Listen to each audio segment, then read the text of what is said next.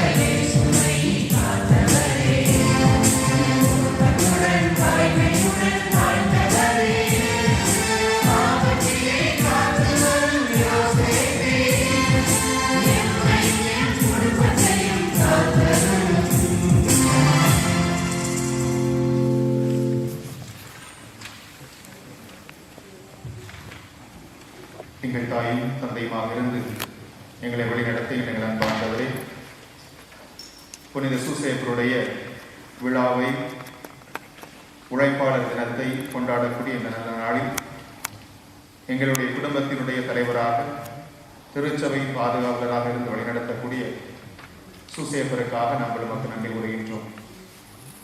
அவருடைய இந்த விழாவிலே அவருடைய சுரூபத்தை நாங்கள் ஆசீர்வதிக்கின்றோம்.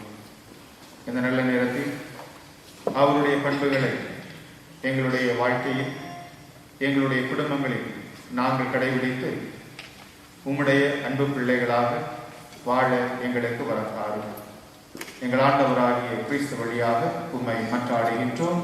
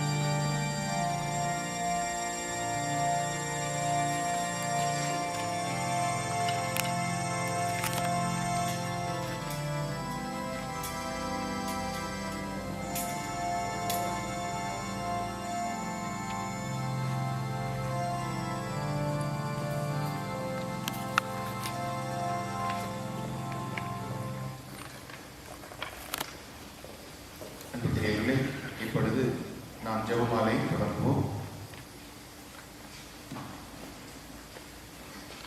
அனைவரும் இணைந்து நம்பிக்கை அறிக்கையை சொல்லுவோம். விண்ணகத்தை மண்ணகத்தை படைத்த எல்லாம் வல்ல தந்தையாகிய கடவுளை நம்புகிறேன். அவருடைய ஒரே மகனாகிய நம் ஆண்டவர் இயேசு கிறிஸ்துவை நம்புகிறேன். இவர் தூய ஆவியால் கருவுற்று கன்னிமரியாவிலிருந்து பிறந்தார். போந்தி பிலாத்தின் அதிகாரத்தில் பாடுபட்டு சிலுவையில் அறையப்பட்டு இறந்து அடக்கம் செய்யப்பட்டார். பாதாளத்தில் இறங்கி 3ஆம் நாள் இறந்தவரிடமிருந்து உயிர்த்தெழுந்தார்.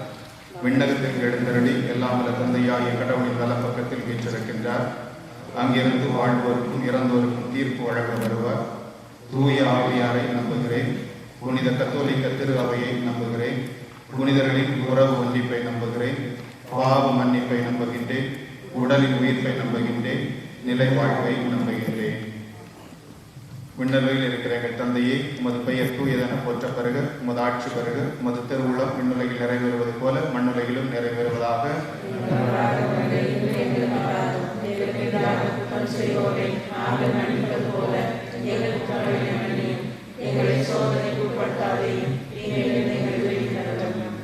அருள் நிறைந்த மரியே வாழ்க. ஆண்டவர் உம்முடனே, பெண்களுக்குள் ஆசி பெற்றவர் நீரே. உம்முடைய திருவயிற்றின் கனியாகிய இயேசுவும் ஆசி பெற்றவரே.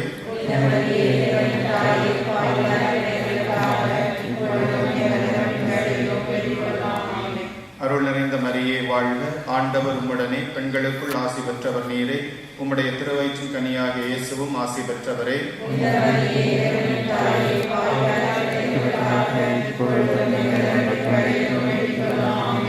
அருள் நிறைந்த மரியே வாழ்க. ஆண்டவர் உம்முடனே, பெண்களுக்குள் ஆசி பெற்றவர்.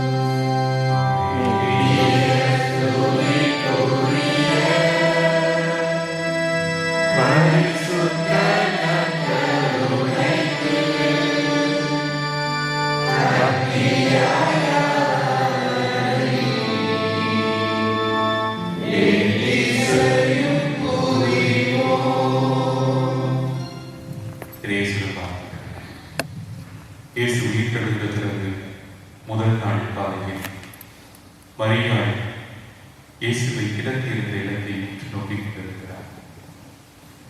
தன் வாழ்க்கையின் பெருமை, இயேசு பிரிந்து விட்டார் என்கிற துயரம் அவரது கண்களில் கண்ணீராய் பெருக்கெடுத்து ஓடுகிறது. இந்த தனிமையிலே, இந்த கொடுமையிலே, இந்த பிரிவிலே மரியாளுக்கு ஒரு குரல் கேட்கிறது. அவர் திரும்பி பார்த்து தோட்டக்காரர் என்று நினைக்கிறார். ஆனால் அந்த அவரை மரியாள் என்று அழைக்கப்படும். அது இயேசு என்று கண்டுகொள்கிறார். ரபோனி என்று சொல்லி அவருடைய காலடிகளை பற்றி தகுதி கொள்கிறார். மரியாள், என்னை பற்றிக் கொள்ள வேண்டாம். உன் தந்தையிடமும் என் தந்தையிடமும் நான் விண்ணேறி செல்ல வேண்டும் என்று இயேசு கூறுகிறார். நம்முடைய வாழ்க்கையில் நம்முடைய இயக்கங்கள், நம்முடைய எதிர்பார்ப்புகள், நம்முடைய கண்ணீர், நம்முடைய கவலைகள், நம்முடைய நோய்நொடிகள், நம்முடைய தனிமை, இவை அனைத்திலும் நம்முடைய கண்களிலே கண்ணீர் பெருக்கெடுக்கும் போது இயேசு என்னுடன் இருக்கிறாரா என்கிற சந்தேகம் எனக்குள் இருக்கிறது. என் ஆண்டவர் என்னை வழி நடத்துகிறாரா என்கிற அச்சம் எனக்குள் ஏற்படுகிற போது, காலியான கல்லறைக்குள் மரியாள் ஊடுருவி பார்ப்பதை போன்று நம்முடைய கண்களும் காலியான கல்லறைகளில் இருக்கின்றன. ஆனால் பார்த்தவர்களே, அங்கு இருப்பது காலியான கல்லறை அல்ல, உயிர்த்த ஆண்டவரின் பிரசன்னம். உயிர்த்த ஆண்டவரோ நம் கண் முன்பாக மீண்டும் தோன்றுகிறார். நம் பெயர் சொல்லி நம்மை கூப்பிடுகிறார். என் அன்பு மகனே, என் அன்பு மகளே, நான் உன்னோடு இருக்கிறேன்.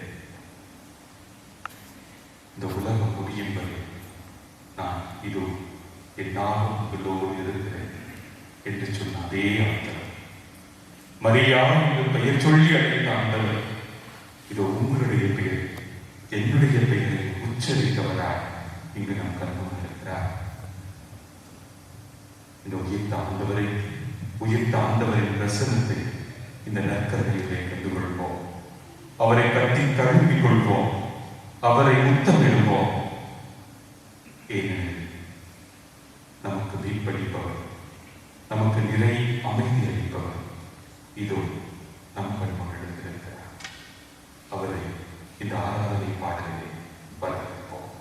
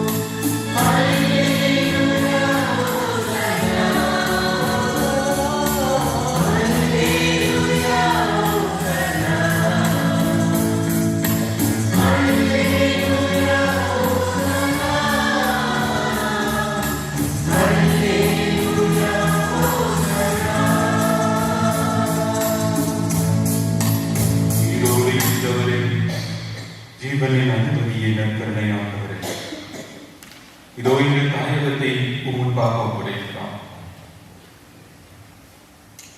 புதுவையிலே, தமிழகத்திலே, இலங்கையிலே கொரோனா பெருந்தொற்று நோயினால் அவதி இருக்கிற என்னுடைய உறவுகள் அனைவரையும் பாதம் சமர்ப்பிக்கிறேன். நேற்று இன்றும் என்றும் மாறாத தெய்வமே, மருத்துவருக்கெல்லாம் மேலான மருத்துவரே, இந்த பெருந்தொற்று தாக்கத்திலிருந்து இந்த பூமியை விடுவித்தவர்கள், எங்கள் தமிழகத்தை காத்தவர்கள், எங்கள் இந்திய தாய் திருநாட்டை தயவாய் அர்ச்சித்தவர்கள், நோயாளிகள் அனைவருக்காக சொல்லிக்கிறோம். அவர்கள் விரைவில் சுகம் பெற அவர்களுக்கு தேவையான மருத்துவ வசதிகள் கிடைக்கப்பெற வேண்டும் சொல்லி தகப்பனே, இயேசுவே, என் தாய்மாரை உமது கருணை கொண்டிருக்கிறது. எங்கள் பிரான்ஸ் தேசத்திற்காக சொல்லிக்கிறோம். தொடர்ந்து எங்களுடைய கருவிழியால் பாதுகாக்க வேண்டுகிறோம். எங்கள் குடும்பங்களுக்காக சொல்லிக்கிறோம். எங்களுடைய குழந்தைகளுக்காக மன்றாடுகிறோம். எங்களுடைய வாலிபர்களுக்காக சொல்லிக்கிறோம். எங்கள் ஒவ்வொருவரிலும் இறை பக்தியும் இறை ஆற்றலும் நிரம்ப வேண்டும் சொல்லிக்கிறோம். என் உள்ளத்தை, என் முழு வாழ்வை, என் சமூகத்தை, இந்த உலகத்தை கொடுக்கிறோம். ஏற்று ஆசீர்வதித்து அர்ச்சித்தல்.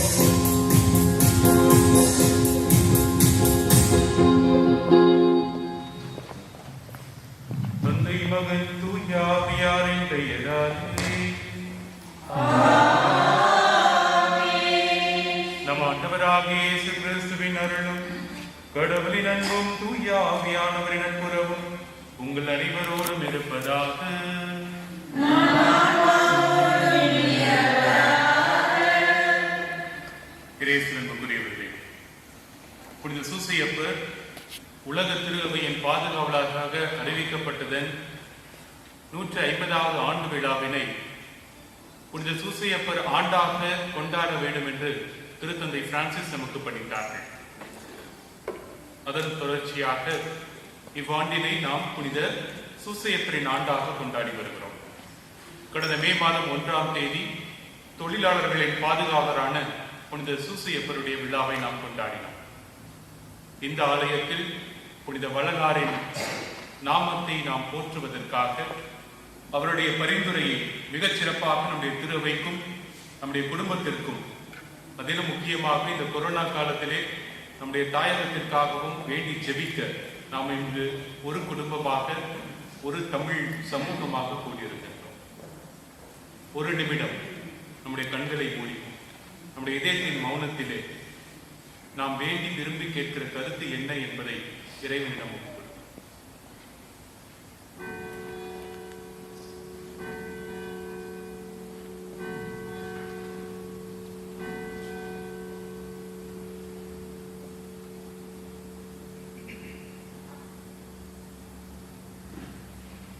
நாம் விரும்பி கேட்கின்றவற்றை நமக்கு தாராளமாக பெற்றுத் தருகிற தந்தையாக புனித சூசையப்பர் இருக்கிறார். இந்த யோசேப்பின் மீது நம்பிக்கையை வைத்து இந்த திருப்பலியை நாம் தொடர்ந்து ஒப்புக் கொடுத்து ஜெபிக்கின்றோம். நம்முடைய இந்திய தமிழ் கத்தோலிக்க ஞானகத்தின் சார்பாக, ஞானக தந்தை ஜான் கென்னடியின் சார்பாக உங்கள் அனைவரையும் இந்த திருவிழா திருப்பலிக்கு அன்போடு வரவேற்கிறோம். Nous accueillons très chaleureusement aussi le Père Dominique qui est parmi nous. Merci mon Père pour votre accueil et pour votre accompagnement. Merci.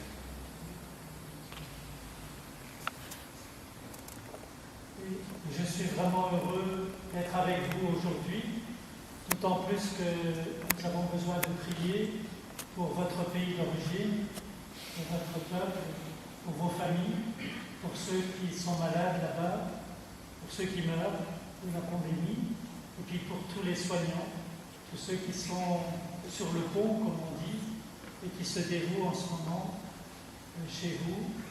Tout à l'heure, je serai obligé de vous quitter à la fin de la messe parce que j'ai la messe à Saint-Thibault à 5h, mais demain en particulier, nous garderons la décoration d'aujourd'hui. Et la messe de 11h priera beaucoup avec vous et pour vous, pour l'Inde. Et la messe sera retransmise sur YouTube. Bonne messe à tous. Merci. இந்த திருப்பலியிலே ஞானம் யோசப் குடும்பத்தினருடைய நன்றி அறிதல் திருப்பலியாக நாம் இந்த திருப்பலி ஒப்புக் கொடுத்து ஜெபிக்கிறோம். இவர்கள் தூய வள்ளலாரின் வழியாக பெற்றுக்கொண்ட அனைத்து நன்மைகளுக்காக நன்றி செலுத்துகின்றார்கள். மேலும் இறந்த நிரஞ்சன் அவர்கள் இறைவனின் நித்திய இலைப்பாற்றிலே இடம்பெற வேண்டும் என்று, இலைப்பாறுதல் பெற வேண்டும் என்று ஜெபிக்கின்றோம். கடந்த வாரத்தில் நீங்கள் கேள்விப்பட்டிருப்பீர்கள், நம்முடைய புதுவை பேராயத்தினுடைய ஆயர் ஆனந்தராயர் அவர்கள் இறைவனடி சேர்ந்திருக்கிறார். கோவிட் காரணமாக ஆயருக்காக ஜெபிப்போம். அவருடைய ஆன்மா இறைவனில் இளைப்பாற வேண்டும் என்று தொடர்ந்து மன்றாடும். மேலுமாக இக்குழுமி இருக்கிற ஒவ்வொருவருடைய தனிப்பட்ட கருத்துக்காகவும் இத்திருவிழா திருப்பலி ஒப்புக் கொடுக்கப்படும். திருப்பலியினை தகுதி விருத்தில் கொண்டாட தகுதி விரும்புகிட்டு நம்முடைய பாவங்களை குற்றம் குறைகளை ஏற்று இறைவனின் இரக்கத்தை வேண்டி மன்றாடும். எல்லாம் உள்ள இறைவனிடமும்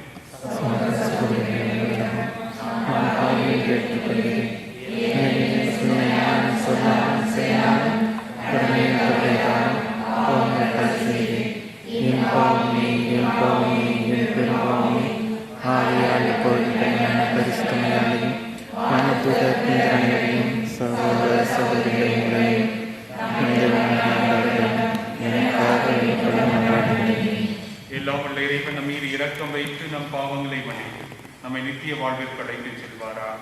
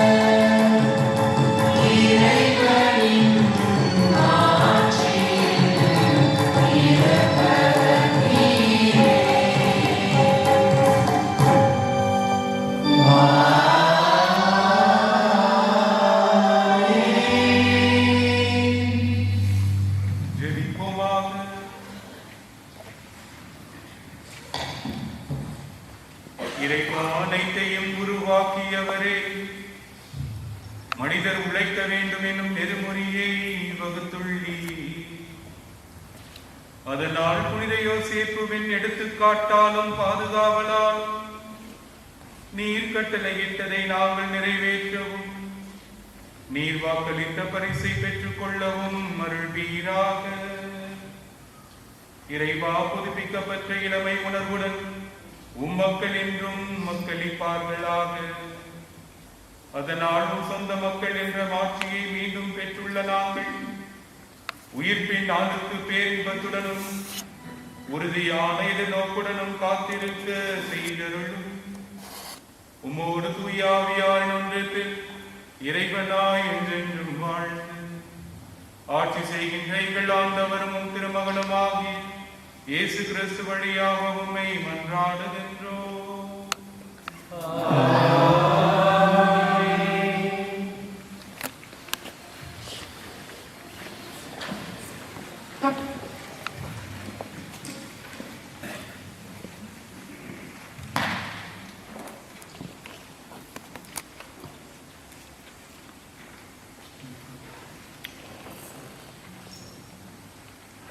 முதல் வாசகம். உன் வழித்தோன்றலை உனக்கு பின் நான் உயர்த்தி அவனது அரசை நிலைநாட்டுவேன். சாமுவேல் 2ஆம் நூலில் இருந்து வாசகம். அந்நாளில் ஆண்டவரின் வார்த்தை நாத்தானுக்கு அருளப்பட்டது. நீ சென்று என் ஊழியன் தாவீதிடம் ஆண்டவர் இவ்வாறு கூறுவதாக சொல். உன் வாழ்நாள் நிறைவு பெற்று நீ உன் மூதாதையரோடு துயிர் கொள்ளும் போதும் உனக்கு பிறக்கும் உன் வழித்தோன்றலை உனக்கு பின் நான் உயர்த்தி அவன் அரசை நான் நிலைநாட்டுவேன். என் பெயருக்காக கோவிலில் கட்டப்பட்டிருப்பவன் அவனே. அவன் அரசை நான் என்றும் நிலைநிறுத்துவேன். நான் அவனுக்கு தந்தையாக இருப்பேன், அவன் எனக்கு மகனாக இருப்பான். என் முன்பாக உனது குடும்பமும் உனது அரசும் என்றும் உறுதியாயிருக்கும். உனது அரியணை என்றுமே நிலைத்திருக்கும்.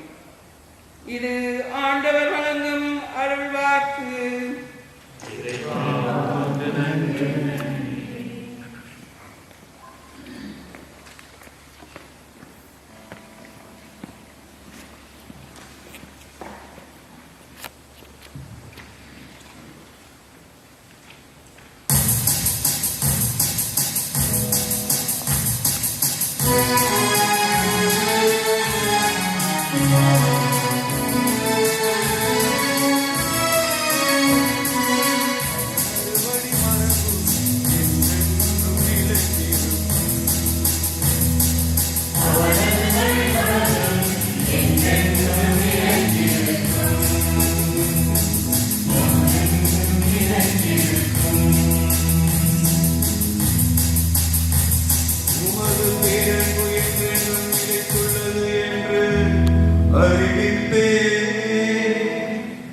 உமது உண்மை வானை போல் உறுதியானது.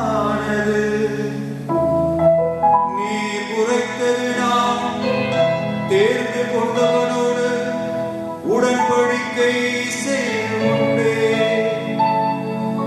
என் ஊழியன் தாவீதுக்கு ஆணையிட்டு நான் கூறியது.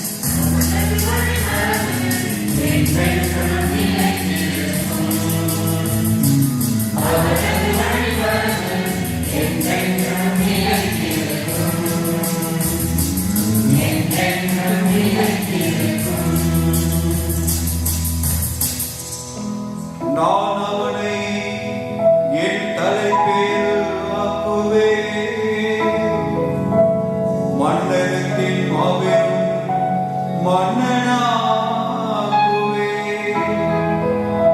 அவனது வழிமரபை என்றென்றும் நிலைத்திருத்துவே. அவனது அரியணையை வான்வழி உள்ளவரை நிலைக்க செய்வே. அவனது வழிமரபு என்றென்றும் நிலைத்திருக்கும்.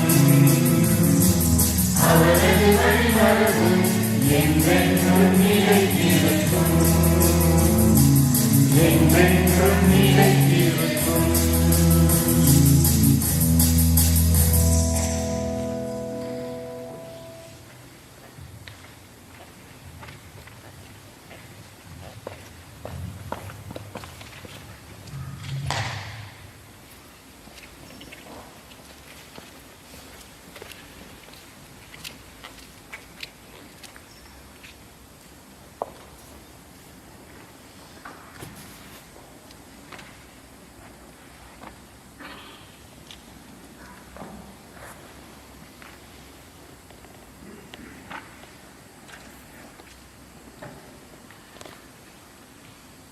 இரண்டாம் வாசகம். கடவுள் அன்பாய் இருக்கின்றார். திருத்தூதர் யோவான் எழுதிய முதல் திருமுகத்திலிருந்து வாசகம். அதிகாரம் 4, இறை வார்த்தைகள் 7-10 வரை. அன்பார்ந்தவர்களே, ஒருவர் மற்றவரிடம் இருந்து அன்பு செலுத்துவோமாக. ஏனெனில் அன்பு கடவுளிடம் இருந்து வருகிறது. அன்பு செலுத்தும் அனைவரும் கடவுளிடமிருந்து பிறந்தவர்கள். அவர்கள் கடவுளை அறிந்துள்ளார்கள். அன்பில்லாதோர் கடவுளை அறிந்து கொள்ளவில்லை. ஏனெனில் கடவுள் அன்பாய் இருக்கின்றார். நாம் வாழ்வு பெறும் பொருட்டு கடவுள் தம் ஒரே மகனை உலகிற்கு அனுப்பினார். இதனால் கடவுள் நம் மீது வைத்த அன்பு வெளிப்பட்டது. நாம் கடவுள் மீது அன்பு கொண்டுள்ளோம் என்பதில் அல்ல, மாறாக அவர் நம் மீது அன்பு கொண்டு தம் மகனை நம் பாவங்களுக்கு கழுவாயாக அனுப்பினார் என்பதில்தான் அன்பின் தன்மை விளங்குகின்றது. இது ஆண்டவர் வழங்கும் அருள்வாக்கு. நன்றி.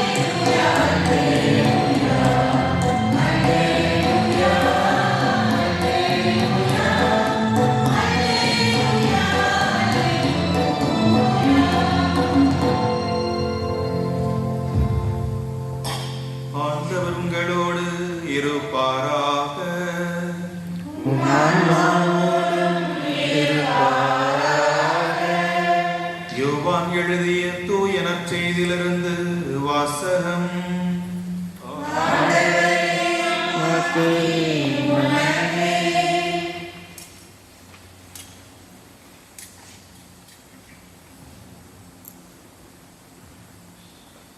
யோவான் நற்செய்தி பிரிவு 15 இறை வார்த்தைகள் 9 முதல் 17 முடிய. அக்காலத்தில் இயேசு தம் சீடரை நோக்கி கூறியது: என் தந்தை என் மீது அன்பு கொண்டுள்ளது போல நானும் உங்கள் மீது அன்பு கொண்டுள்ளேன். என் அன்பில் நிலைத்திருங்கள்.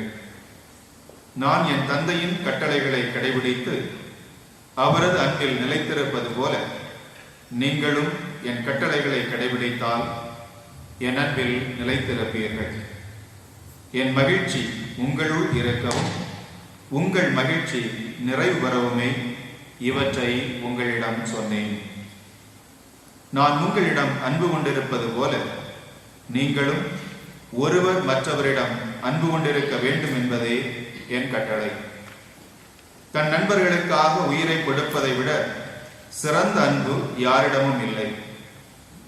நான் கட்டளை இடுவதையெல்லாம் நீங்கள் செய்தால் நீங்கள் என் நண்பர்களாய் இருப்பீர்கள். இனி நான் உங்களை பணியாளர் என்று சொல்ல மாட்டேன். ஏனெனில் தம் தலைவர் செய்வது இன்னதென்று பணியாளருக்கு தெரியாது. உங்களை நான் நண்பர்கள் என்றேன்.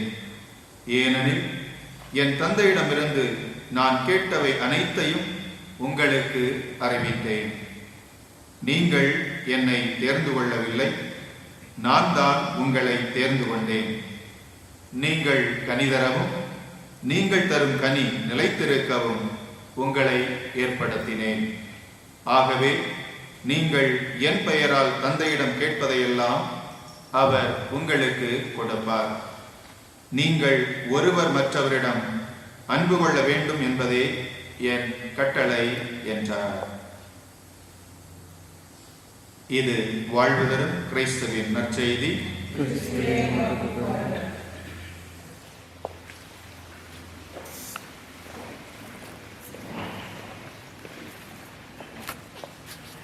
இயேசு கிறிஸ்துவில் அன்புக்குரியவர்களே, உங்கள் அனைவருக்கும் புனித சூசையப்பருடைய பெருவிழா வாழ்த்துக்களை நம்முடைய ஞான தந்தையின் சார்பாகவும் இங்கே இருக்கக்கூடிய அருள் தந்தையர்கள் சார்பாகவும் மகிழ்வுடன் தெரிவித்துக் கொள்கின்றேன். அனைவருக்கும் இனிய திருவிழா நல்வாழ்த்துக்கள். நீங்க சர்க்கஸ்ல போயிருந்தீங்கன்னா பார்த்துருப்பீங்க, பல விலங்குகள் காமிச்சு என்ன பண்ணுவாங்க, அந்த வளையத்துக்குள்ள இங்கிருந்தும் அங்கிட்டுமா மாறி மாறி போறதும், அதே போன்று ஒவ்வொரு விலங்கையும் கொண்டு நமக்கு வித்தைகள் காண்பிப்பது வழக்கம். அது சிங்கத்தை கொண்டு காமிப்பார்கள், புலியை கொண்டு காமிப்பார்கள், அணில், சாதாரண ஒரு விலங்குகளிலிருந்து ஒரு மாபெரும் பயங்கரமாக நாம் பயப்படக்கூடிய விலங்கு அனைத்தையும் அவர்கள் பக்குவப்படுத்தி அதன் மூலம் நமக்கு ஒரு மகிழ்ச்சியையும் ஒரு ஆனந்தத்தையும் அந்த செய்கையின் வழியாக நமக்கு காண்பிப்பார்கள். நீங்க பார்த்த எந்த சர்க்கஸ்லையாவது ஓநாய இது மாதிரி ஒரு கட்டுப்படுத்தி பழக்கப்படுத்தி அதன் மூலம் நமக்கு ஒரு என்டர்டைன்மெண்ட் காமிச்சிருக்காங்களா? நீங்க பார்த்துருக்கீங்களா? எந்த ஒரு சர்க்கஸ்லையாவது ஓநாயை கொண்டு நம்மை மகிழ்வித்திருக்கிறார்களா? கிடையாது. ஒரு சிங்கத்தை பழக்கப்படுத்தி விடலாம், ஒரு புலியை பழக்கப்படுத்தி விடலாம். ஆனால் ஓநாயை நாம் ஒரு காட்டிலிருந்து ஒரு நம்முடைய வாழக்கூடிய ஒரு சூழ்நிலைக்கு அழைத்து வந்து அதை பழக்கப்படுத்தினாலும் கூட அந்த ஓநாயானது தன்னுடைய இயல்பிலிருந்து எப்பொழுதும் மாறாது. அந்த ஓநாய்க்கு எப்பொழுதுமே தான் வாழக்கூடிய ஒவ்வொரு சூழ்நிலைக்கும் ஏற்ப தன்னுடைய குண அதிசயத்தை வெளிப்படுத்தி கொண்டே இருக்கும்.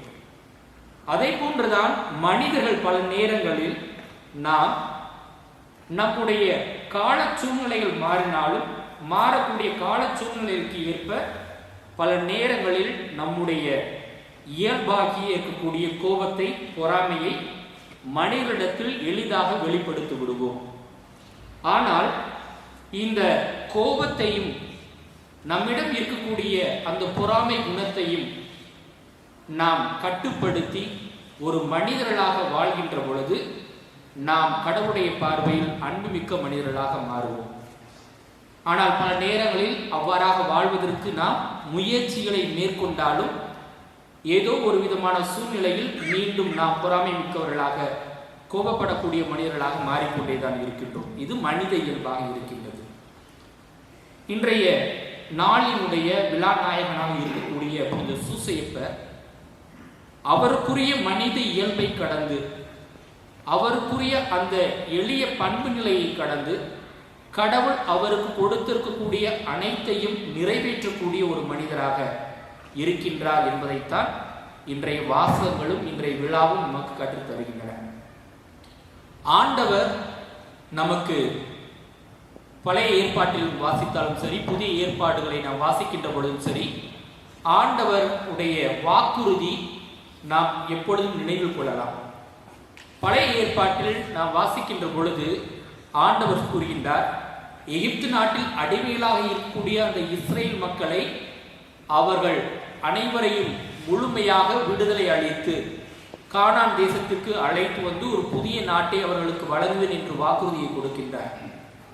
அந்த வாக்குறுதியை எவ்வாறு இறைவன் அந்த மக்கள் பல்வேறு விதமான துன்பங்களும் இன்னல்களும் அனுபவித்தாலும் அந்த துன்பங்களையும் இன்பங்களையும் அவர்களுக்கு ஒரு மகிழ்ச்சி நிறைந்த ஒரு வாழ்வாக மாற்றி, அவர்களுக்கு தேவையான உணவு, அவர்களுக்கு தேவையான இருப்பிடம், அவர்களுக்கு தேவையான பாதுகாப்பு என்று அனைத்தையும் வழங்கி அவர்களை கானான் தேசத்திற்கு அழைத்து வந்து தன்னுடைய சொந்த மக்களாக தான் கொடுத்த அந்த வாக்குறுதியை நிறைவேற்றக்கூடிய கடவுளாக ஆண்டவர் இருக்கின்றார்.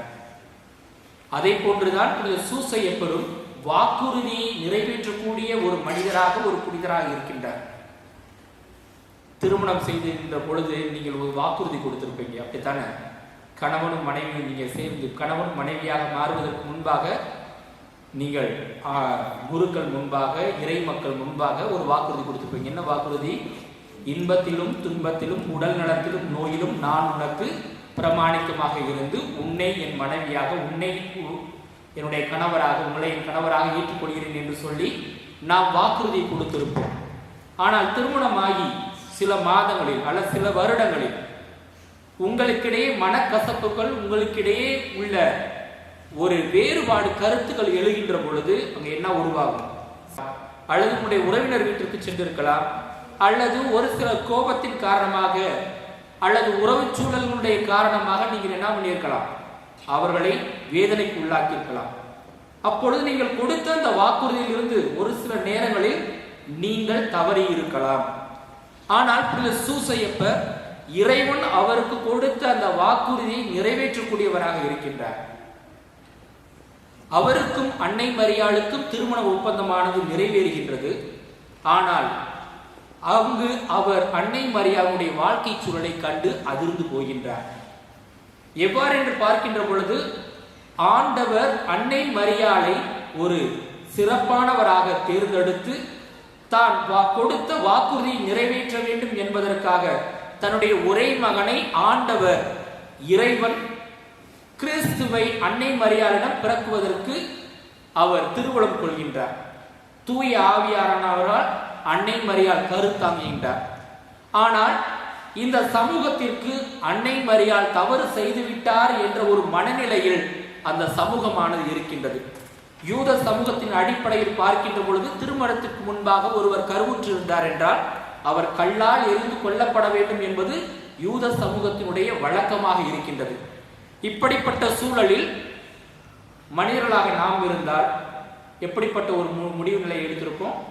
இவர் ஒரு திருமணத்திற்கு முன்பாக இப்படிப்பட்ட நிலையில் இருக்கின்றாரே, இவரை நான் எப்படி ஏற்றுக்கொள்ள முடியும் என்று சொல்லி கை கழுவக்கூடிய ஒரு மனிதர்களாக இருந்திருப்போம். ஆனால் புனித சூசையப்பர் நீதிமானாக இருந்ததனால் அன்னை மரியாவை இகழ்ச்சிக்கு உள்ளாக்க விரும்பாமல் மறைவாக விலக்கிவிட வேண்டும் என்று அவர் நினைக்கின்றார். ஆனால் இறைவனுடைய தூதர் அவருக்கு கனவில் தோன்றி இது இறைவனுடைய திருவுளம் என்று அறிவித்த பிறகு அந்த இறைவனுடைய திருவுளத்தை நிறைவேற்றுவதற்காக இறைவன் தனக்கு கொடுத்த அந்த வாக்குறுதியை நிறைவேற்ற வேண்டும் என்பதற்காக புனித சூசையப்பர் அன்னை மரியாளை ஏற்றுக்கொள்ளக்கூடியவராக, அன்பு செய்யக்கூடியவராக அவர் மாறுகின்றார். முதலாவதாக பார்க்கின்றோம், இறைவன் எவ்வாறு தான் கொடுத்த வாக்குறுதியை நிறைவேற்றக்கூடியவராக இருந்தாரோ அதே போன்று புனித சூசையப்பர் கடவுள் தனக்கு கொடுத்த வாக்குறுதியை நிறைவேற்றக்கூடிய ஒரு புனிதராக, மனிதராக அவர் வாழ்ந்தார் என்பதை நாம் அவருடைய வாழ்வில் இருந்து அறிந்து கொள்ள முடிகின்றது. இரண்டாவதாக பார்த்தோம் என்றால் இறைவன் நம் ஒவ்வொருவரையும் வழிநடத்தக்கூடிய கடவுளாக இருக்கின்றார்.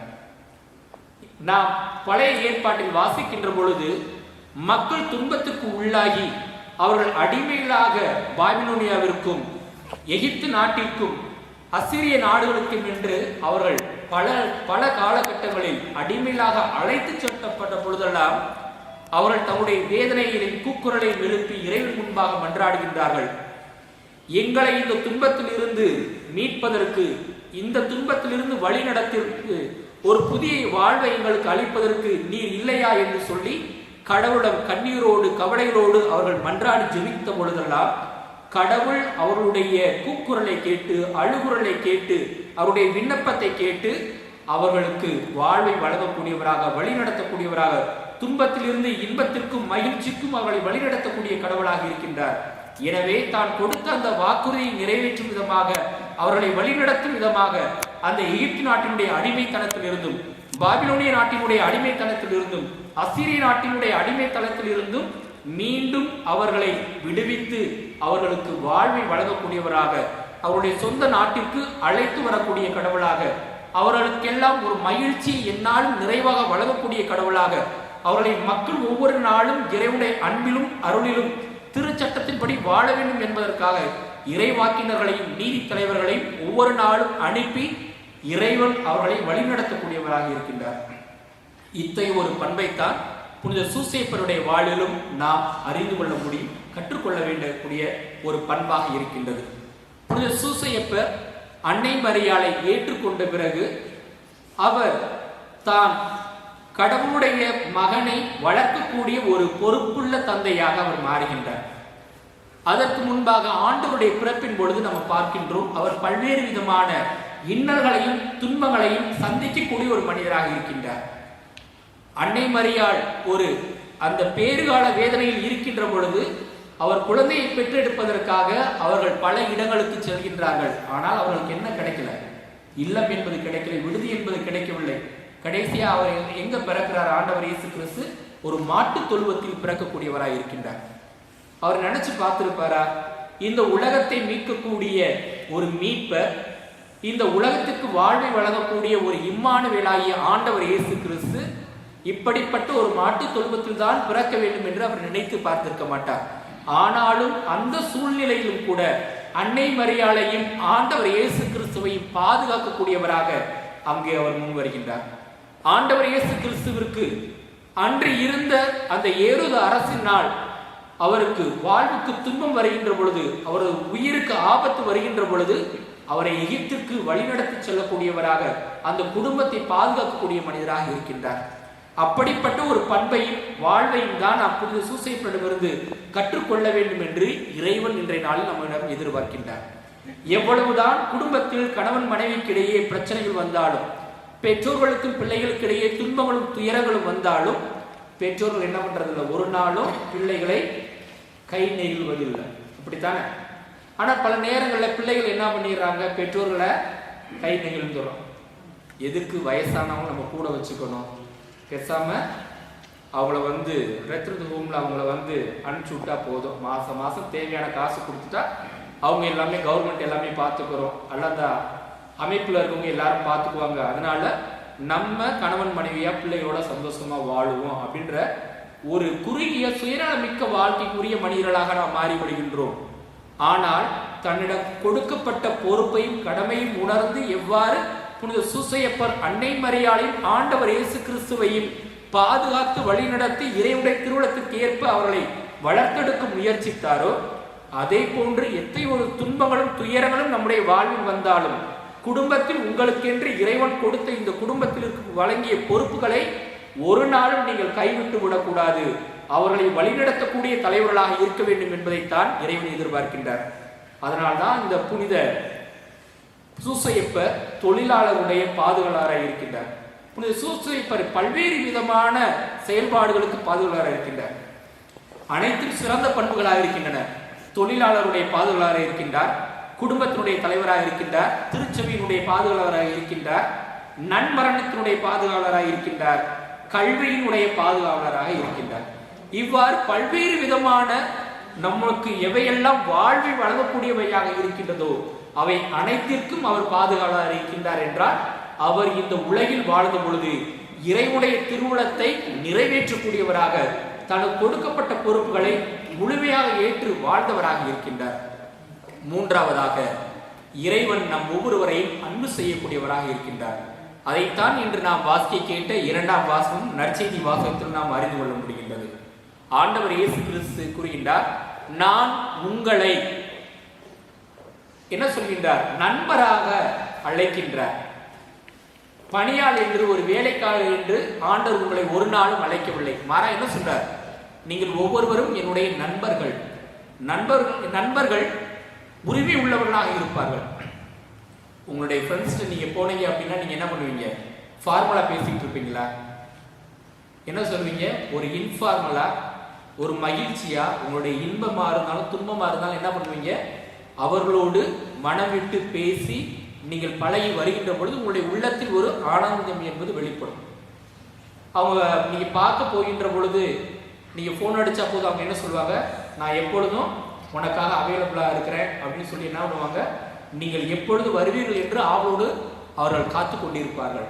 அதே போன்றுதான் ஆண்டவர் நம் ஒவ்வொருவரையும் அன்பு செய்யக்கூடியவராக, நமக்காக காத்து கொண்டு இருக்கக்கூடியவராக ஆண்டவர் இருக்கின்றார். அதனால்தான் இறைவன் கூறுகின்றார், நான் உங்களை பணியாளர் என்று அழைக்க மாட்டேன், நான் உங்களை நண்பர் என்று அழைப்பேன் என்று கூறுகின்றார். அதோடு மட்டுமல்லாமல் நீங்கள் எப்பொழுதெல்லாம் என்னோடு இணைந்து வாழ்கின்றீர்களோ அப்பொழுதெல்லாம் நீங்கள் மிகுந்த கனி தரக்கூடிய மனிதர்களாக மாறுவீர்கள் என்று கூறுகின்றார். அது இறைவன் நமக்கு தரக்கூடிய ஒரு முக்கியமான ஒரு செய்தியாக இருக்கின்றது. நீங்கள் உங்களுக்கென்று வழங்கப்பட்டிருக்கக்கூடிய அந்த பொறுப்பிலும் கடமையிலும் நீங்கள் உங்களுடைய கடமைகளை, பொறுப்புகளை நீங்கள் 100% முழுமையாக செயல்படுத்தினீர்கள் என்றால் அதற்குரிய பலனை நீங்கள் நிறைவாக பெற்றுக்கொள்வீர்கள். அதனால்தான் ஆண்டவர் கூறுகின்றார், நீங்கள் என்னோடு இணைந்திருந்தால் நீங்கள் மிகுந்த கனி தருவீர்கள் என்று கூறுகின்றார். அப்ப ஆண்டவரோடு இணைந்து இருக்க வேண்டும் என்றால் நாம் ஆண்டவர் நமக்கு வழங்கக்கூடிய வார்த்தைகளை, கட்டளைகளை நம்முடைய வாழ்வில் முழுமையாக கடைபிடிக்க வேண்டும். எப்படி ஆண்டவருடைய வார்த்தைகளை, ஆண்டவருடைய கட்டளைகளை நம்முடைய வாழ்வில் எவ்வாறு கடைபிடிக்க முடியும் என்றால், இறைவன் நமக்கு 10 கட்டளைகள் கொடுத்திருக்கிறார். அப்படித்தானே? 10 கட்டளைகள் கொடுத்திருக்கின்றார். ஆனாலும் இந்த 10 கட்டளைகளையும் நிறைவேற்றுவதில் நமக்கு தயக்கங்கள் இருக்கலாம், அல்லது அந்த முயற்சி எடுத்து தோல்வியிலும் அடையலாம். ஆனாலும் இந்த மனித இயல்பை எல்லாம் கருத்தில் கொண்டுதான் ஆண்டவர் நமக்கு 2 கட்டளைகளை உங்களுடைய வாழ்வில் முழுமையாக நாம் பின்பற்ற வேண்டும் என்று நமக்கு உறுதியாக கூறுகின்றார். ஒன்று, தந்தையாகிய கடவுளை அன்பு செய்ய வேண்டும். நாம் நம்முடைய வாழ்வில் தந்தையாகிய இறைவனுக்கு நம்முடைய நேரங்களை ஒதுக்க வேண்டும். இறைவன் நமக்கு ஒரு நாளைக்கு 24 மணி நேரம் தந்திருக்கின்றார்.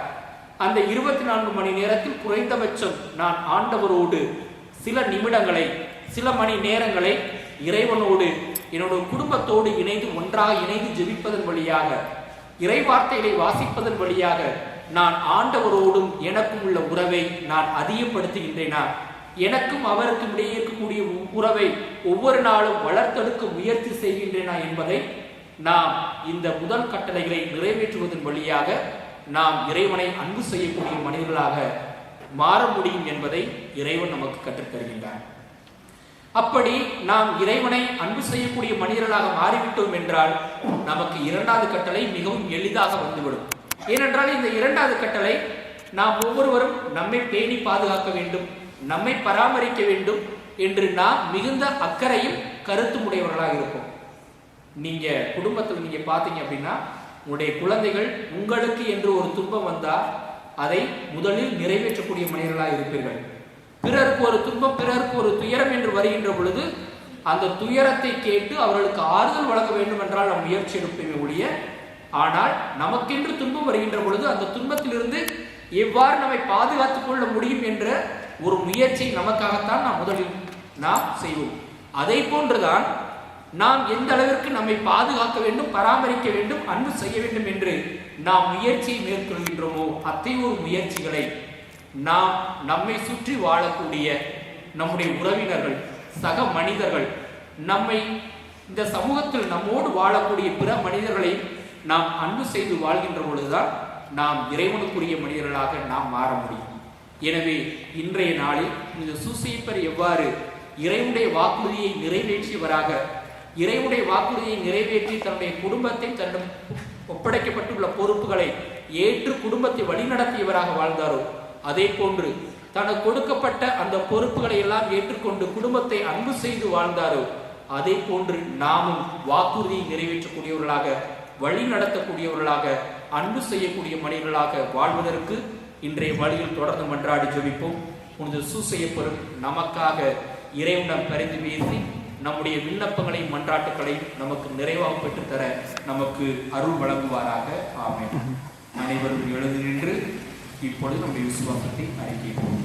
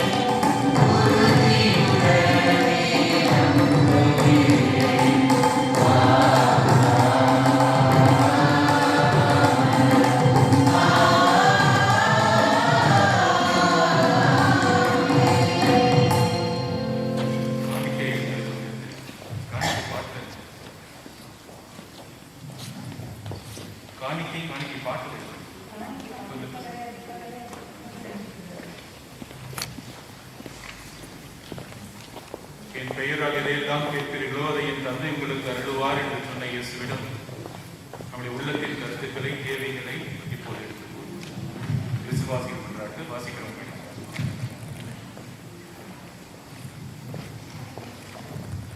பணியாளருக்கு துணையாய் இருக்கும் தந்தையே இறைவா, உம்முடைய பணியாளர்களான என் திருத்தந்தை பிரான்சிஸ் ஆயர்கள், குருக்கள், துறவிகள் அனைவருக்காகவும் மன்றாடுகிறோம்.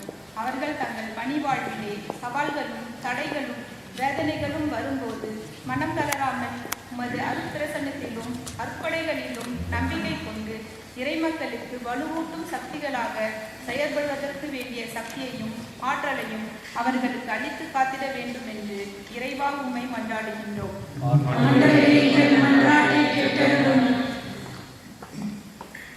இன்றும் பேரன்பை நிலையாக கொண்டுள்ள தந்தையே, புனித சூசியப்பரின் குணநலன்களாலும் நேர்மை, வாய்மை, பகிர்மை, மனப்பான்மை, முழு ஆர்வம், கடின உழைப்பு போன்ற பண்புகளால் தொழிலாளர்களாகிய நாங்கள் மற்றவர்களுக்கு எடுத்துக்காட்டாக திகழ வேண்டும் என்று இறைவா உம்மை தாழ்மையுடன் மன்றாடுகின்றோம்.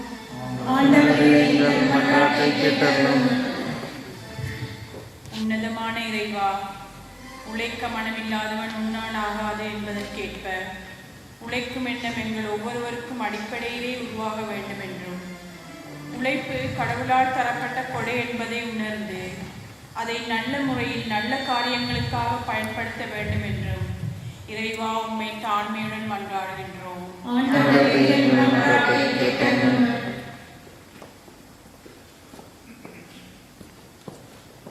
சுகமளிக்கும் நல் மருத்துவராம் இறைவா, கொரோனா பெருந்தொற்று நோயின் தாக்குதலால் பெரும் துயரத்தில் வீழ்ந்திருக்கும் எம் தாயக இந்திய திருநாட்டிற்காக மன்றாடுகின்றோம். நோயுற்றோர் உடல் நலம் சிறக்கவும், மருத்துவ சிகிச்சை அளிக்கும் மருத்துவர்கள் செவிலியர்கள் அனைவரின் முயற்சிகள் பலன் தரவும், பெரும் தொற்று நோய் மேலும் பரவாமல் தடுக்கவும், மருத்துவ வசதிகள் தேவைப்படுவோருக்கு உரிய நேரத்தில் உதவிகள் கிடைக்கவும், புனித வள்ளலாரின் வழியாக இறைவா உம்மை மன்றாடுகின்றோம். இறக்கும் மிகுந்த தந்தையே, நாங்கள் நம்பிக்கையோடு விட வேண்டிய இந்த விண்ணப்பங்களுக்கு தயவாய் செவிசாய்க்க வேண்டும் என்று எங்கள் ஆண்டவராகிய கிறிஸ்து வழியாக உம்மை மன்றாடுகிறோம். Thank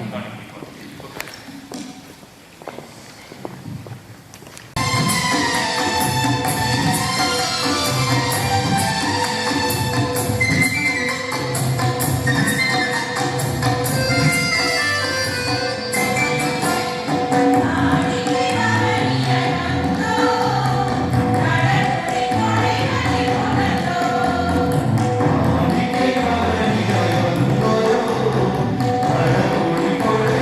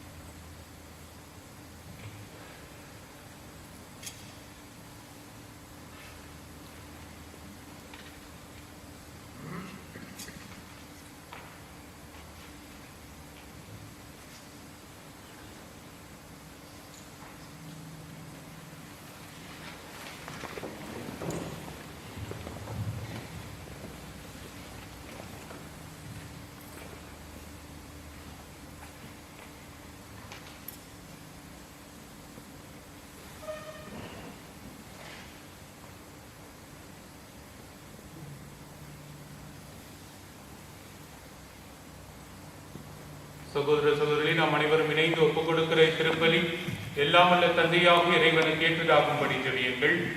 ஆண்டவர் தம் பெரும் போற்றுக்காகவும் நன்மைக்காகவும்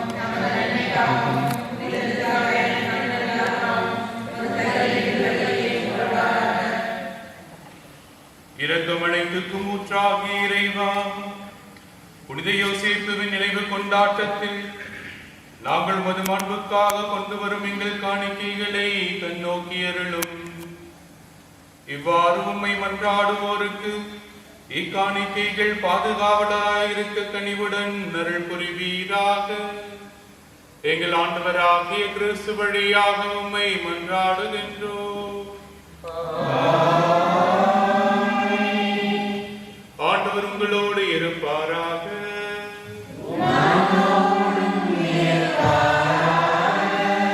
இதயங்களை மீண்டே எழுப்புங்கள்.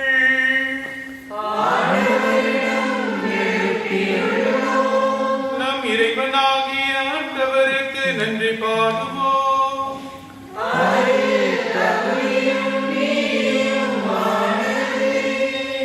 ஆண்டவரே, தூயவரான தந்தை, என்றும் உள்ள எல்லாம் அல்ல இறைவா, என்னாலும் எவ்விடத்திலும் நாங்கள் உமக்கு நன்றி செலுத்துவது புனித யோசேப்புவின் நினைவு கொண்டாட்டத்தில் தக்க புகழுரை சாற்றி உம்மை ஏற்றி போற்றுவது மெய்யாகவே தகுதியும் நீதியுமாகும். எங்கள் கடமையும் மீட்புக்குரிய செயலுமாகும். நேர்மையானதாகிய அவரை கடவுளின் தாயாகிய கன்னிமரியாவுக்கு கணவராக தந்தருளினி.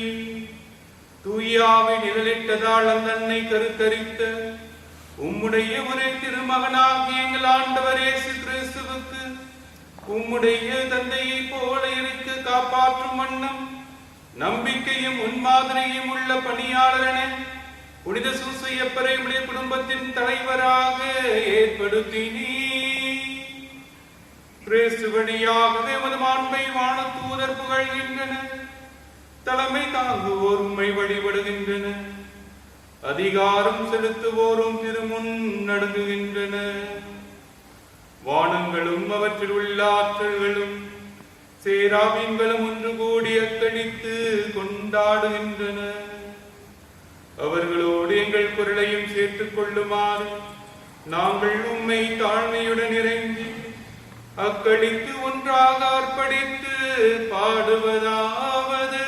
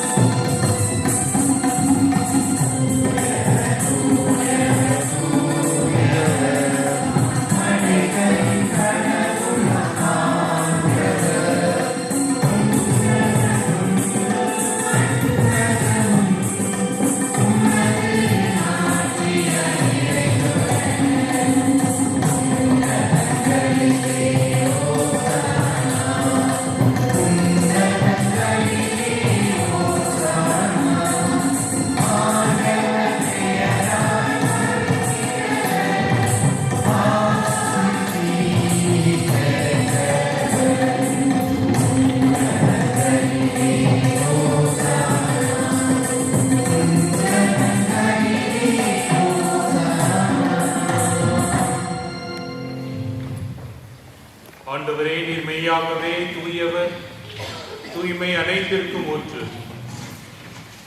ஆகவே உம்முடைய ஆவியை பொழிந்து காணிக்கைகளை தூய்மைப்படுத்த உம்மை வேண்டுகின்றோம். இவ்வாறு எங்கள் ஆண்டவர் இயேசு கிறிஸ்துவின் உடலும் இரத்தமுமாக எங்களுக்கு இவை மார்பனவாக. அவர் பாடுபட மனமும் வந்து தம்மை கையளித்த போது அப்பத்தை எடுத்து நன்றி செலுத்தி அதை பிட்டு தம் சீடர்களுக்கு அளித்து இயேசு கூறியதாவது: அனைவரும் இதிலிருந்து பெற்று உண்ணுங்கள், ஏனெனில் இது உங்களுக்காக கையளிக்கப்படும் என் உடல்.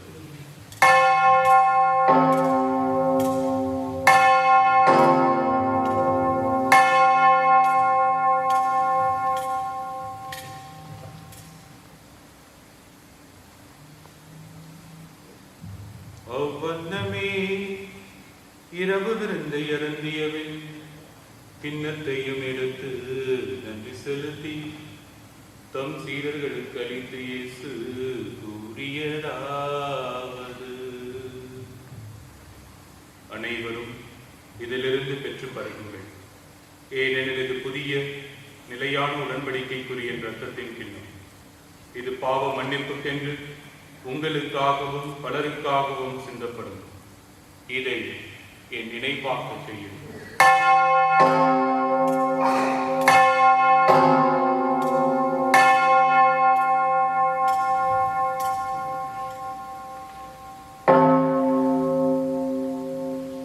நம்பிக்கையின் மறைபொருள்.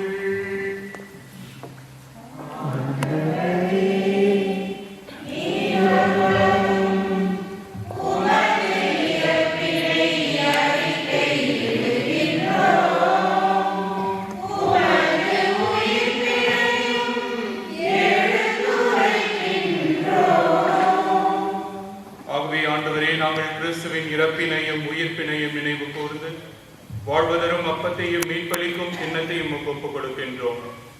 உம் திருமணின்று உமக்கு ஊழியம் புரிய தகுந்தவர்கள் எங்களை ஏற்றுக்கொண்டீர். எனவே உமக்கு நன்றி செலுத்துகின்றோம். மேலும் கிறிஸ்துவின் உடலிலும் இரத்தத்திலும் பங்கு கொள்ளும் எங்களை தூய ஆவியார் ஒன்று சேர்க்க வேண்டும் என உம்மை தாழ்மையோடு மன்றாடுகின்றோம்.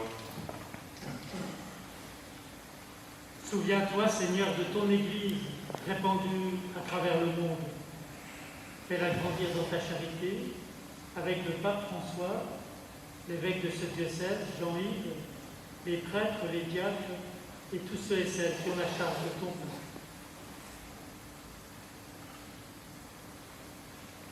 Souviens-toi aussi de nos frères et de nos sœurs qui se sont endormis dans l'espérance de la résurrection.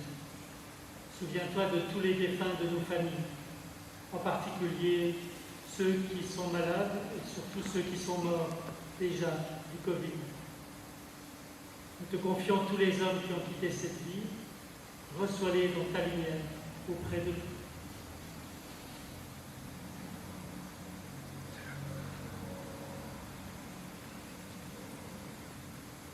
Sur nous tous enfants, nous implorons ta bonté. Permets qu'avec la Vierge Marie, la bienheureuse Mère de Dieu, Saint Joseph, son époux, avec les apôtres et les saints de tous les temps, qui ont vécu dans ton amitié, nous ayons part à la vie éternelle et que nous chantions ta louange par Jésus-Christ, ton Fils bien-aimé.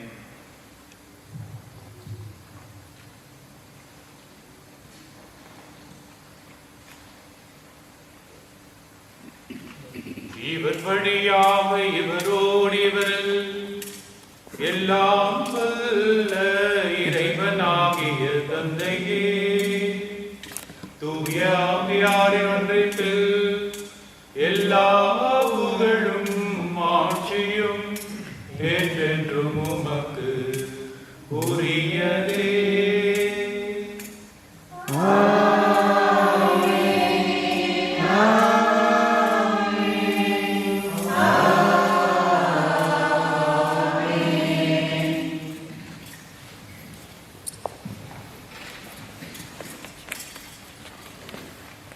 மீட்பரின் கற்பனையால் படிக்கப்பெற்ற நாம் நம் ஆண்டவர் கற்பித்த வார்த்தைகளிலே ஒரு குடும்பமாய் இணைந்து ஜெபிப்போம். விண்ணுலகில் இருக்கிற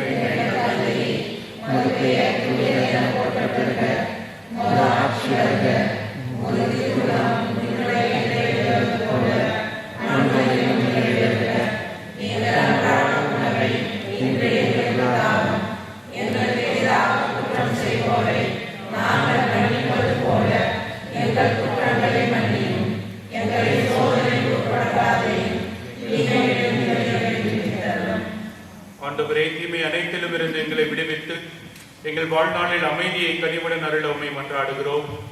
முது இரக்கத்தின் உதவியால் நாங்கள் பாவத்திலிருந்து எப்போதும் விடுதலை பெற்று யாதொரு கலக்கமும் இன்றி நலமாயிருப்போமாக.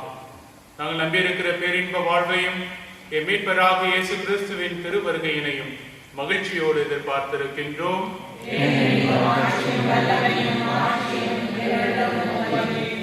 ஆண்டவரே இயேசு கிறிஸ்துவே, அமைதியை உங்களுக்கு விட்டுச் செல்கிறேன், என் அமைதியை உங்களுக்கு வழங்குகிறேன் என்று திருத்தூதர்களுக்கு மொழிந்தீரேன். எங்கள் பாவங்களை பாராமல், எங்கள் பலகீனங்களை கண்ணோக்காமல், நாங்கள் மீது கொண்டிருக்கிற அன்பையும் நம்பிக்கையும் கண்ணோக்கி எங்கள் அனைவருக்கும் எங்கள் தாயகத்திற்கும் நிறைவான அமைதியை, முழுமையான சுகத்தை வழங்கியருள திருவுளம் கொண்டருள்வீராக. என்றென்றும் வாழ்ந்து ஆட்சி செய்கிறவர் நீரே. ஆண்டவருடைய அமைதி உங்கள் அனைவரோடும் என்றும் இருப்பதாக.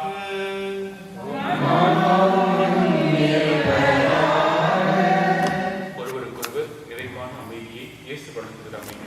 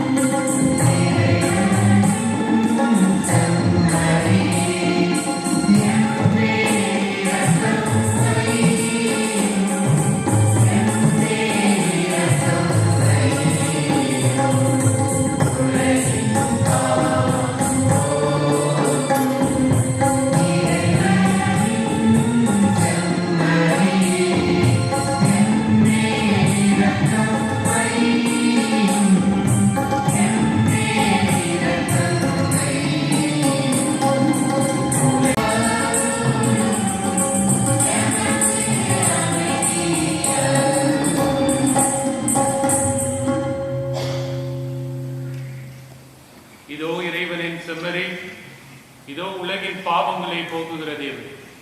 இந்த செம்மறியின் திருவிருந்திற்கு அழைக்கப்பட்ட நாம் ஒவ்வொருவரும் பேறு பெற்றோம்.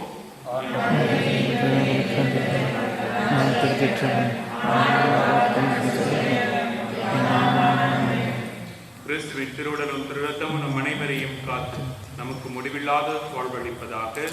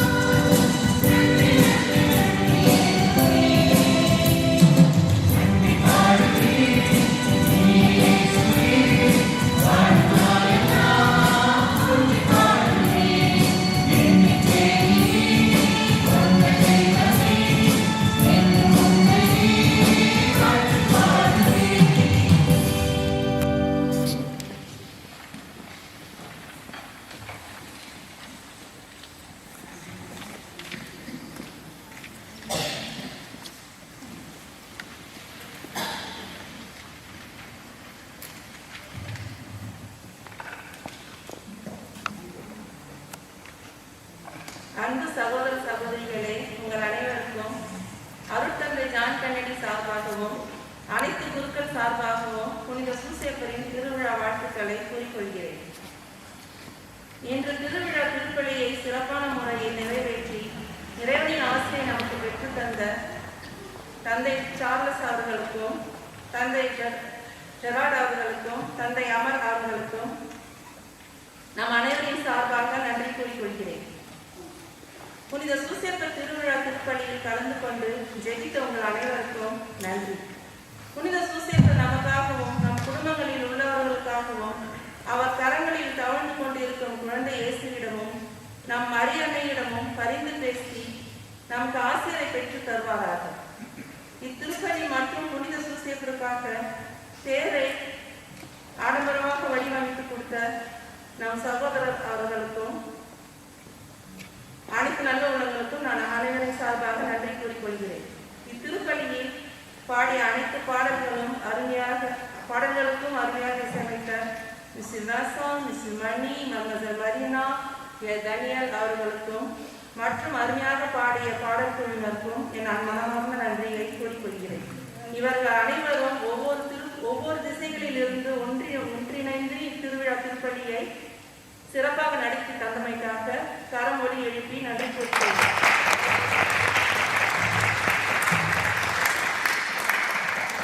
அடுத்த மாதம் ஜூன் 19ஆம் தேதி ருசினியில் உள்ள ஆலயத்தில் புனித அந்தோனியாரின் தேர் திருவிழா திருப்பலி நடைபெறும். உங்கள் அனைவரையும் இத்திருப்பலியில் கலந்து கொள்ளுமாறு அன்போடு அழைக்கிறோம். இதில் ஏதாவது மாற்றம் இருந்தால் உங்களுக்கு உடனுக்குடன் தெரியப்படுத்துவோம். Nous remercions toutes les personnes qui sont venues participer à la fête de Saint-Joseph. அனைவருக்கும் நன்றி. Merci beaucoup à vous.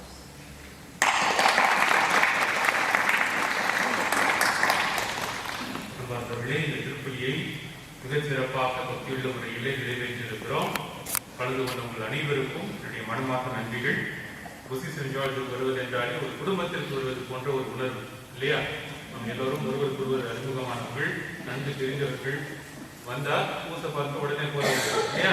நின்று பேசிட்டு ஆடம்பரமா பொறுமையா சாப்பிட்டு அப்படிமா கிளம்புறோம். ஏன்னா நமக்குள்ள இருக்கிற அந்த உறவு ஒன்றிப்பை காட்டுகிறது. அது உண்மையாவே பாராட்டுதற்குரியது. வாழ்த்துக்கள்.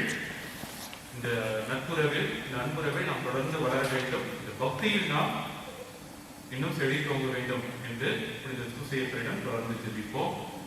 இந்த ஏற்கனவே குறிப்பிடப்பட்டது போல பாடகர் குழுவிற்கு நம்முடைய மனமார்ந்த பாராட்டுகள். உண்மையாகவே எவ்வளவு தூரத்துக்கு முயற்சி எடுத்து தயாரித்து பாடியிருக்கிறது என்பது மிக கண்கூடாக தெரிகிறது. அனைவருக்கும் பாராட்டுகள். இசைக்கருவி வாசித்தவர்கள், வழிநடத்தியவர்கள், என கலையெல்லாம் சொல்ல வேண்டாம், வழக்கமாக கலப்பவர்கள் இன்னும் தொடர்ந்து கலக்கிக் கொண்டிருக்கிறார்கள். வாழ்த்துக்கள். இன்றைக்கு நீங்க எல்லாருக்கும் உங்கள் அனைவரும் தெரிந்தது போல வரியிலே நாம் நம்முடைய பாதுகாவலியாக ஆரோக்கிய அன்னைக்கு நவநாள் எடுத்திருக்கிறோம். தெரியுங்களா? யூடியூப்ல எல்லாம் வருது. திரும்ப பாருங்கள். திருப்பதி தொடர்ந்து இணைந்து ஜெபியுங்கள். அந்த நவநாள் எடுப்பதுதான் தந்தையார் வரமுடியவில்லை. ஆனால் அவர் சார்பாக உங்கள் அனைவருக்கும் திருவிழா நல்வாழ்த்துக்களை தெரிவித்துக் கொள்கிறோம். தொடர்ந்து சூசேப்பரிடம் நம்முடைய தேவைகளுக்காக மன்றாடுவோம். நம்முடைய இறந்த பேராயருக்காக மிக சிறப்பாக ஜெபிப்பது நம் ஒவ்வொருவருடைய கடமையாக இருக்கிறது. நம்முடைய தமிழக திருவை ஒரு நல்ல ஆயரை, ஒரு நல்ல தகப்பனை இழந்திருக்கிறது. எனவே ஆயருடைய ஆன்மை இழைப்பாளர்களுக்காக நம் குடும்ப ஜபத்தில அவருக்காக வேண்டிக் கொள்வோம். தொடர்ந்து நம்முடைய திருவைக்காக, நம்முடைய தாய்நாட்டிற்காக மன்றாடுவோம்.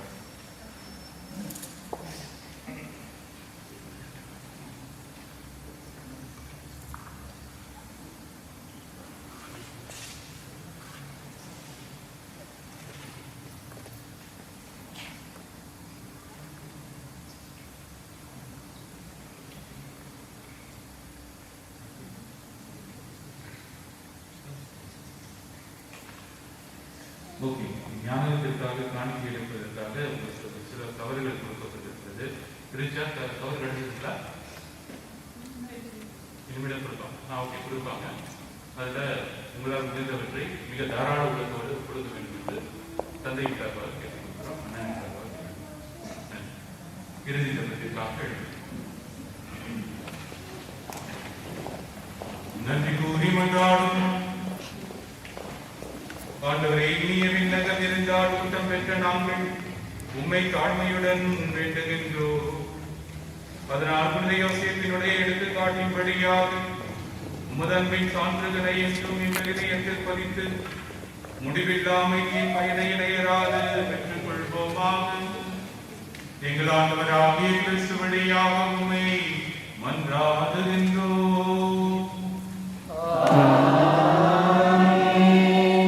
ஆண்டவர் உங்களோடு இருப்பாராக.